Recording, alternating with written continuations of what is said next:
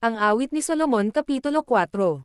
Narito, ikaw ay maganda, sinta ko, narito, ikaw ay maganda, ang iyong mga mata ay gaya ng mga kalapati sa likod ng iyong lambong, ang iyong buhok ay gaya ng kawan ng mga kambing, na nagpapahinga sa gulod ng bundok ng Galaad. Ang iyong mga ngipin ay gaya ng mga kawan ng mga tupa na bagong gupit, na nagsiyahong mula sa pagpaligo, na bawat isa'y may anak na kambal, at walang baog sa kanila. Ang iyong mga labi ay gaya ng paising mapula, at ang iyong bibig ay kahali-halina, ang iyong mga pisngi ay gaya ng putol ng granada. Sa likod ng iyong lambong, ang iyong leeg ay gaya ng muog ni David na itinayo na pinakasakbatan, na kinabibitinan ng libong kalasag, ng lahat na kalasag ng mga makapangyarihang lalaki. Ang iyong dalawang suso ay gaya ng dalawang batang USA na mga kambal ng isang inahin, na nagsisisabsab sa gitna ng mga lila. Hanggang sa ang araw ay lumamig at ang mga lilam ay tumakas, ako'y paroroon sa bundok ng Mira, at sa burol ng Kamangyan. Ikaw ay totoong maganda, sinta ko, at walang kapintasan sa iyo.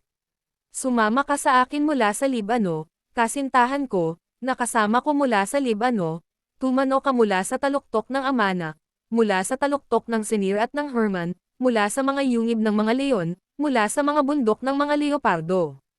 Inagaw mo ang aking puso, kapatid ko, kasintahan ko, iyong inagaw ang aking puso ng isang sulyap ng iyong mga mata, ng isang kwintas ng iyong leeg.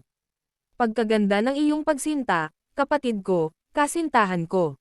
Pagkaigi ng iyong pagsinta kaysa alak, at ang amoy ng iyong mga langis kaysa lahat na sari-saring pabango. Ang iyong mga labi, o kasintahan ko, na nagsisitulo na gaya ng pulot-pukyutan, pulot at gatas ay nasa ilalim ng iyong dila, at ang amoy ng iyong mga suot ay gaya ng amoy ng Libano.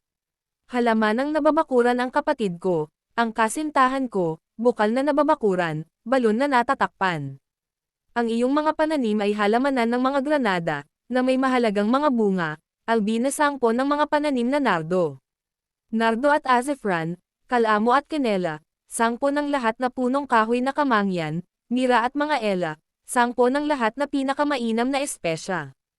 Ikaw ay bukal ng mga halamanan, balon ng mga buhay na tubig, at mga balong na tubig na mula sa Libano.